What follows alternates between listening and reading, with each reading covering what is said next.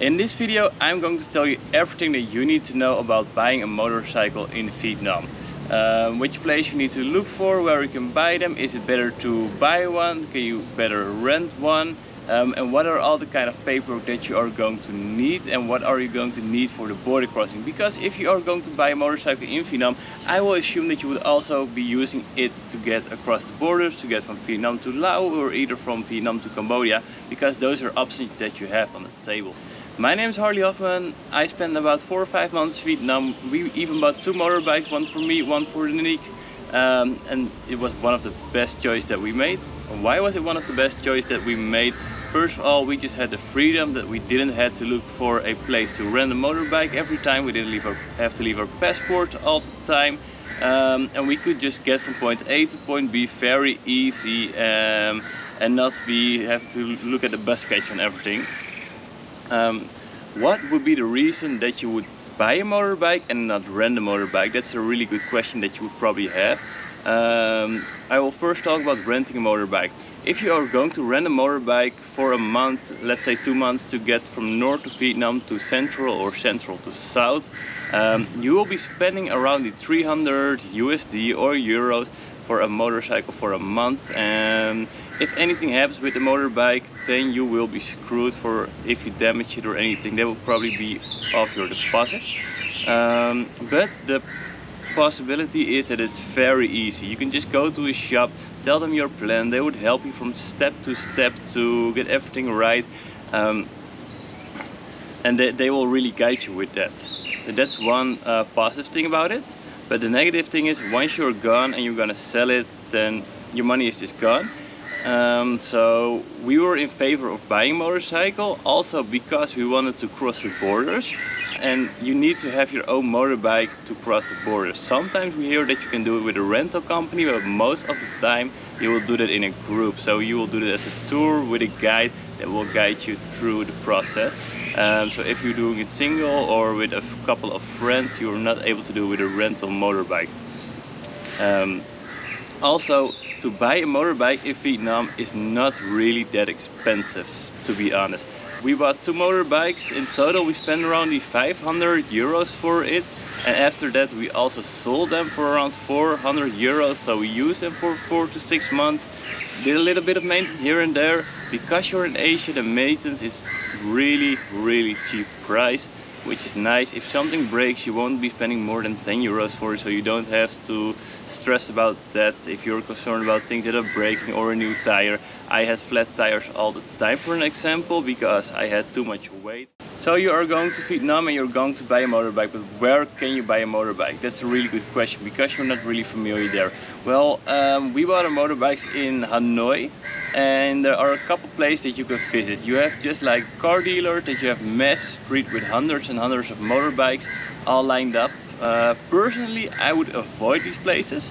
As we'll show you in the videos, we have looked for a day for a motorbike, and with the place where you have a lot of second-hand motorbikes, it gave us the feeling that all the motorbikes were crappy, that something was wrong with them. We even tried like 4 or 5 times motorbikes, but the brakes were broken, the clumper didn't count anymore, the lighting was off, the gas indicator wasn't good anymore. Every motorbike had its issues. So how did we get our motorbike? We rented a motorbike from a shop just cruising in Hanoi. I would really recommend that guy if you are in Hanoi. We just texted him, we told him, hey man, we were looking for 2 motorbikes, can you help us with something? He showed us a couple of pictures in our within our budget, and within a week we had the motorbikes, and they fixed everything. We had really good contact. Yeah, go to a rental shop would be my advice, that also sells motorbikes. They can really help you further, and really look at the Google reviews. We read a lot of reviews that people would rent out motorbike, but after a month or after 2 weeks the motorbike would go broken. And for example, one lady needed to do 400 or 500 euros of maintenance, and she didn't really get that money back. So really look up the review that you see from what kind of person you are renting it. But back to the buying, you can look it up through Facebook. There's a huge Facebook marketplace for second-hand motorbikes. They go from 200 to 300, and the luxury ones for 400 or 500 for one. But for 250, 300 euros, you already have a really decent motorbike. So I would just recommend going for that, because if you rent it for a month, you would already spend that money. So you can either buy from the rental shops, you can buy them through the local market, or you can either buy them from Facebook. There are a lot of backpackers groups out there from people that are leaving, they need to get rid of the motorbikes. They will also sell you them for a really good price. And otherwise I would recommend stay away from the big and crowded place that has hundreds of motorbikes, and go to your local renting shop and ask what they have, what they would recommend. So if you're thinking about what kind of paperwork would you need for the motorbike, it's really easy in Vietnam. There's one card, it's called the blue card, that has all the details of the motorbike on it, like the CC numbers, the license plates, and all the other details on it. On the blue cards also the original name of the owner that first bought the motorbike. So for example, someone bought a motorbike in 2010, that name from that person in 2010 will still be on there, even if the motorbike has been flipped over 6 or 7 times. That blue card always stays in the name of the owner. As a foreigner, you cannot put the motorbike on your name.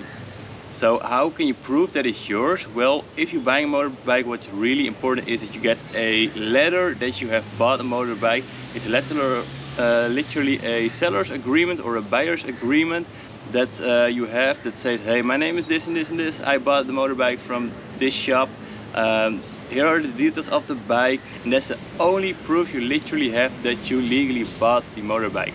So that are also the only documents that you are getting, which are the blue card and the seller's agreement. That's going to prove that you are the owner of the motorbike. So don't lose that, it's really important. Also, what about insurance? In Vietnam, as I know of, you are not legally required to have insurance, but no, if you are going to drive without insurance and something happens, they are going to charge you. Be careful for that. We had a major accident that happened to the Nick about 8 months ago. Thank God we had our travel insurance. It wasn't our fault. It was an accident from the third party that happened, but still the insurance covered all of our costs. So if you are going to drive in Vietnam, know that you're gonna need to have at least a travel insurance as a backup for if something happens. Really important. Also, what kind of driver license do you need? We got an international driving license, which is officially for all over Asia, most of the world, valid for 3 years. But keep in mind, the rules in Vietnam are a bit different. If you would like to have a valid driving license in Vietnam, then you need to request one from a Vietnamese office, and they're not so easy to get. So if you have a motorbike, you got to be able to have a driving license for over the 125cc.